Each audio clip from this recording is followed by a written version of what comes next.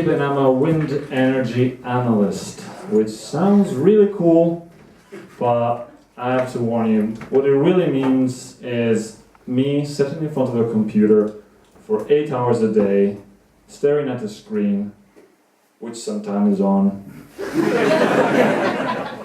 And it's true, I don't get sent out a lot to the field, but if I do, I really want to make the most out of it, you know? Just like drive through the wind farm, full speed with AC/DC blasting on stereo, sticking Black Sabbath stickers on every turbine bay, crazy, create havoc. And some of you may be thinking, this is antisocial behavior, you should be ashamed of yourself. But I don't do this for myself, I do it for the turbines. It's true, they are huge metal fans.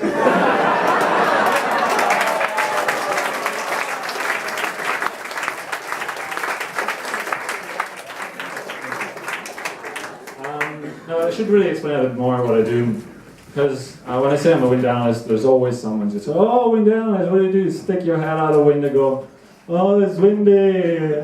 No. What I do is, I'm an engineer, so I built a robot to do that for me. I can't build shit, I have trouble with the toaster. If I could though, it would be amazing. I would just build a big one, like a massive one that scans the whole wind farm for the smallest fluctuation in wind energy, that kind of thing, you know. And I already have the name ready for it. It's the Frequency Analyzer Robot Tower. I'm not too sure about the acronym though. I think it will be the first robot to break wind. But yeah, no, what I really do is measure and analyze power curves, which is the response of a wind turbine to the incoming wind speed. And when I say measure, what I really mean is we send out this poor bloke that has to go to very remote places, which are by definition windy as hell, and has to climb these 80, 90 meter masts to install what essentially are pinwheels. And if you don't know what a pinwheel is, you had a sad childhood.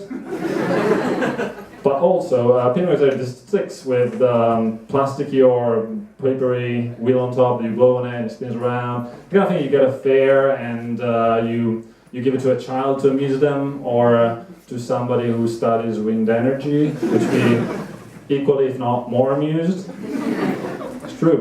University, the teacher is trying to explain Betsy's theory of maximum efficiency, and the back of the classroom sounding like,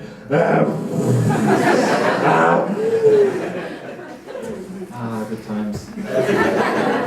Yeah. No, but so when he's done installing all this equipment and temperature sensor, pressure sensor, whatever, connects them all up, carries the cables down to the data logger at the bottom, and then he has to do what is called a comms check. So he has to call us in the office to make sure that everything is fine. But as I said, these are remote places, and the poor bloke sometimes has to walk for an hour to get to the nearest place he can get a signal. And this is happening with below zero temperatures sometimes, wind, and just stormy stuff. And I don't think us in the office we really appreciate that kind of work, because the conversation could go as this, and just go, "Oh, hello Chris, how's it going? Cold?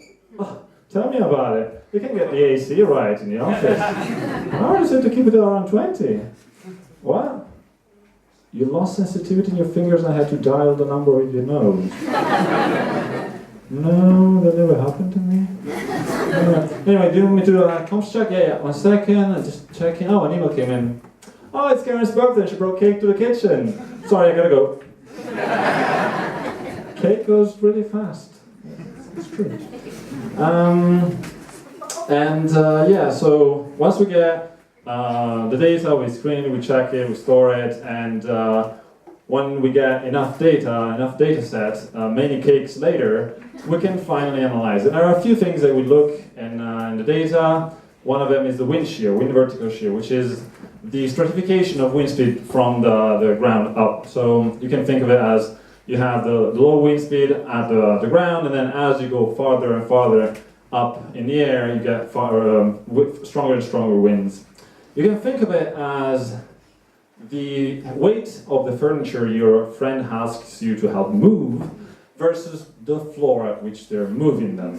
Because you know you'll be carrying that piano all the way to the last floor. It's mathematical. And sometimes you get some weird stuff in the wind, like low-level jets which invert part of the shear.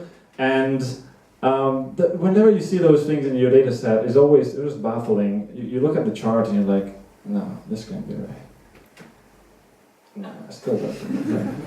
And it's kind of a disappointing surprise that you get when you get up to the fourth floor with a heavy table, just to realize that it doesn't fit through the door. And your friend goes like, maybe through a table? No, it doesn't work. The other thing that you will look for is the turbine intensity, which is how inconsistent the wind is. Wind turbine has to adjust to the incoming wind, and therefore, if the wind is coming very frequently, very strange patterns, then it's not producing well, and it has to continually adjust.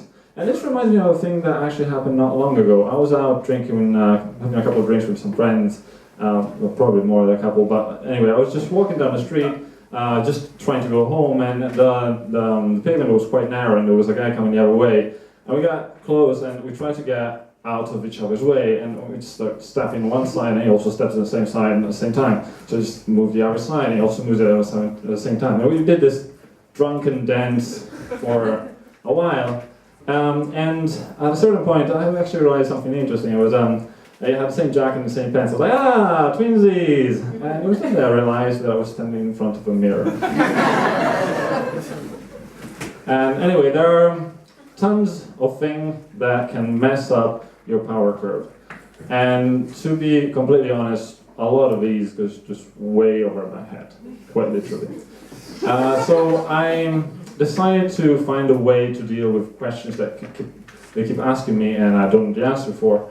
And I think I found a very good one, because I just go, the answer, my friend, is blowing in the wind. The answer is blowing in the wind. Thank you.